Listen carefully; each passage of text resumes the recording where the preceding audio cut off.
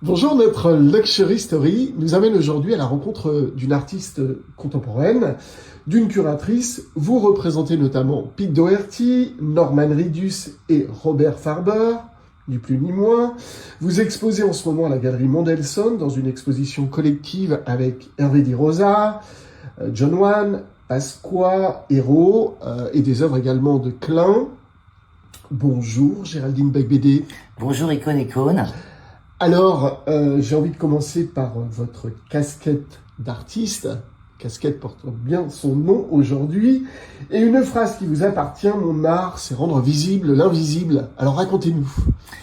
Tout à fait. En fait, mon travail consiste à rendre visible l'invisible, c'est-à-dire que je travaille sur les formes. C'est-à-dire que tout ce qui est invisible ressort des formes, et en fait tout passe par le geste.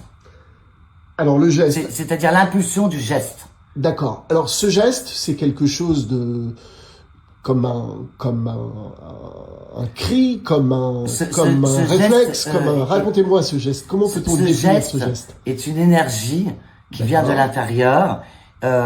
Et en fait, je pense que ce geste est téléguidé aussi par quelque chose qui vient de l'extérieur, et je pense que c'est une forme de recherche spirituelle, et je pense que en fait tout le geste qu'on fait est guidé par une entité supérieure.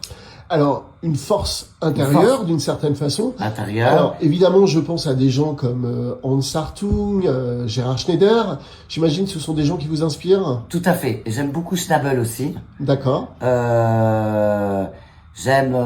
Après, en fait, c'est vrai qu'on peut passer aussi, je pense qu'il n'y a pas de limite entre passer de l'abstrait au figuratif, qu'on peut tout mélanger, et aussi que l'abstrait peut créer du figuratif, justement, en rendant visible cet invisible. Mais la pierre angulaire de votre travail, c'est l'abstraction. J'ai commencé en fait par l'abstraction, mais quand j'étais enfant, je faisais des croquis avec des carnets avec beaucoup de dessins. Je passais du figuratif après à l'abstrait. Après, en fait, mon travail, c'est sur des recherches, en fait. Donc, je veux passer aussi du figuratif à l'abstrait, à ce qu'on veut. Je m'impose pas de limite, en fait. Donc, inconsciemment, c'est tout ce bagage intellectuel ou de connaissance de l'art que vous transposez par une forme d'énergie dans cette création.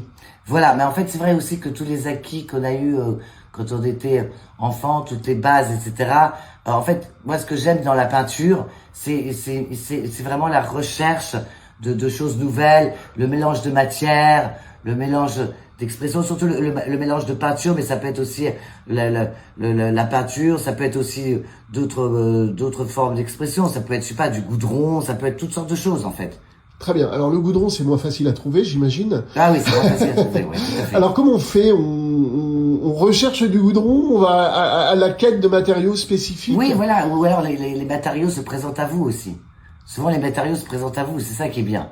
C'est que dans la vie, il y a comme des accidents. En fait, voilà. Ce que j'adore, c'est l'accident dans le travail qui fait que tout d'un coup, après, on fait une nouvelle série de tableaux sur cet accident parce qu'on a découvert quelque chose dans l'accident. On a l'impression d'entendre Soulage. En fait, on laisse le hasard opérer ou l'accident se produire. C'est ça, exactement. Très bien. Alors, autre très belle phrase de vous: le geste traduit mon intérieur. Alors, cet intérieur, vous le définissez comment?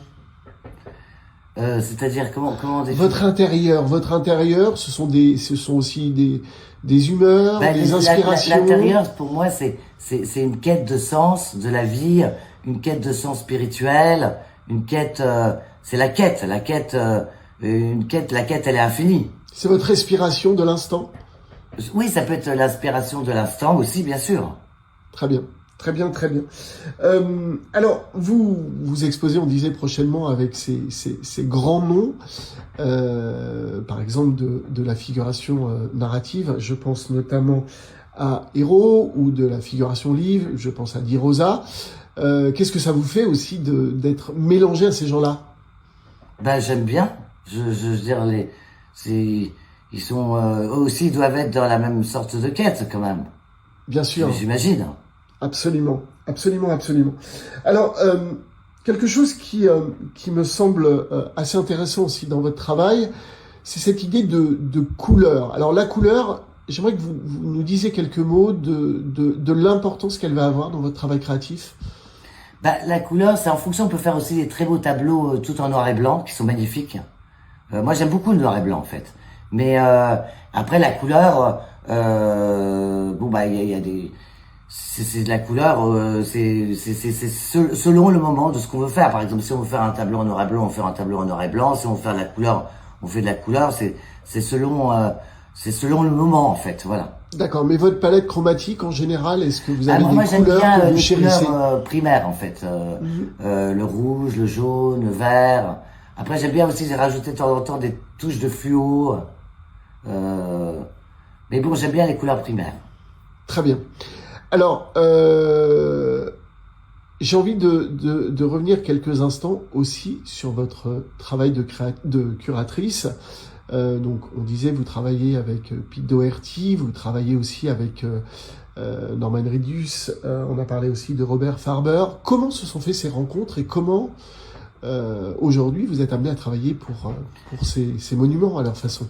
Ces rencontres, elles sont dues uniquement au hasard, en fait. C'est-à-dire, Peter, je l'ai rencontré parce que j'avais vu un dessin sur Internet, pas signé. Et donc je m'étais mis en contact avec une personne qui était son mentor. Et j'étais à Londres. Cette personne qui s'appelait Paul je lui dis le dessin est pas signé, donc il faut le signer. Et lui m'a présenté Peter qui vendait des meubles à Camden. Et ensuite de là, Peter m'a emmené m'a montré le coffre de sa voiture où il y avait des tableaux, on a sympathisé. Il m'a dit que il aimerait beaucoup travailler avec moi. Et de là, en fait, je suis reparti après de Londres à Paris. Et puis finalement, il m'a rappelé à Paris. C'était un concert à la République. Et puis on est allé visiter son atelier qui était à Pigalle. Et là, il y avait plein de tableaux par terre. Et là, j'ai dit, mais c'est incroyable, tu as une œuvre, tu as une exposition. Et il m'a dit, on fait l'expo. Et de là, je l'ai fait au studio de l'Espace Jam, qui était une amie qui avait un grand espace de 1000 mètres carrés à Belleville. Et puis de là, on a fait venir le tout Paris. Voilà. Et ensuite, de Peter, une amie qui était à New York, qui était elle-même curatrice, a parlé de moi en fait à une personne qui faisait les livres de Norman Reedus. Cette personne qui s'appelait Laurie, qui faisait les livres de Norman Reedus, m'a contacté et m'a dit j'aimerais beaucoup travailler avec toi. Voilà, j'ai un artiste qui s'appelle Norman Reedus.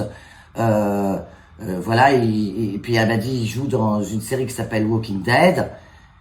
Et voilà, donc c'est parti de là. Et de là, Laurie connaissait aussi Robert Farber, qui avait entendu parler de moi et qui lui-même m'a appelé. Voilà, donc c'est que des rencontres, c'est des rencontres. Des petites pierres, l'histoire du petit poussé. Voilà. Très bien. Alors dans la vie, quoi, ces rencontres. Est-ce que il y a un artiste dans lequel vous ressentez des formes de parallèles avec votre travail en particulier? S'il y en avait un que vous aviez... J'aime beaucoup... moi, j'aimais beaucoup le travail de Peter. Parce que je trouvais que c'était un travail très spontané, très...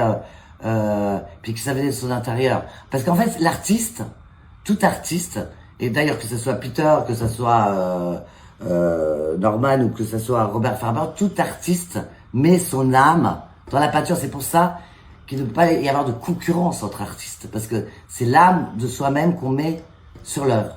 Son identité. Son identité. Sa propre personnalité. Sa propre patte.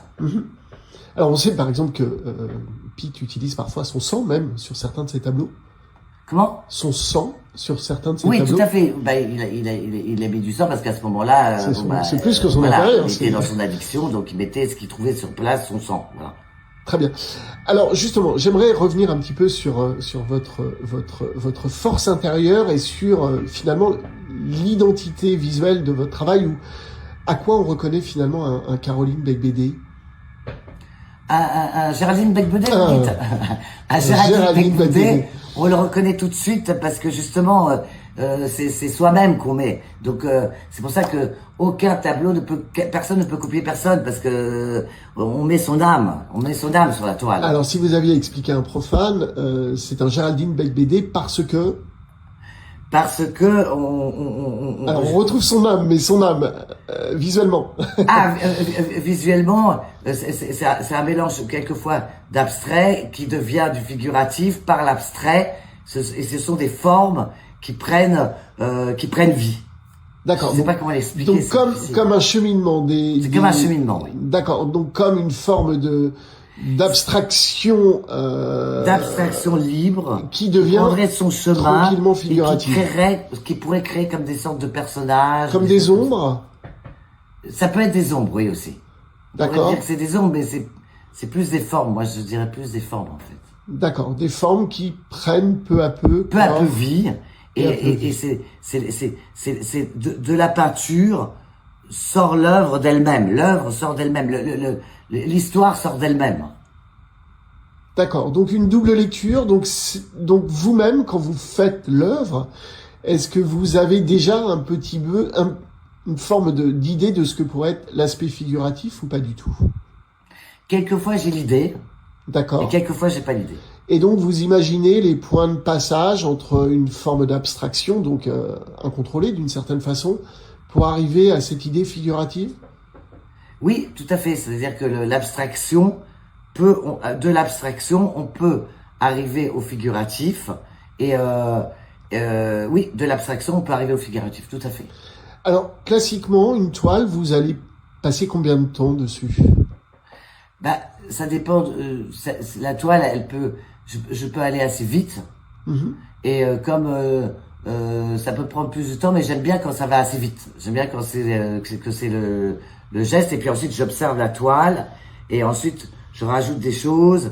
Et je peux rajouter. Ou alors, mais à un moment donné, il faut s'arrêter aussi. Parce cette idée qu'il y a l'instinct qui parle. C'est ce que disait Schneider. C'est voilà, je retourne la feuille et j'y touche plus. Vous êtes un peu comme ça? À un moment donné, parce que si on touche de façon scolaire, alors là, on arrive dans un truc, ça va pas. Donc, est-ce que vous revenez dessus en général ou pas du tout? Non, je reviens pas dessus. Jamais. Non, ça m'arrive de temps en temps, mais très peu. Donc, si vous faites une œuvre, en général, je rajoute juste quelques touches. D'accord. Très bien. Quelques touches. Donc, vous êtes à découvrir à la Galerie Mendelssohn, avec, on l'a dit, Di Rosa, John Wan, Klein, Hérault, etc., etc.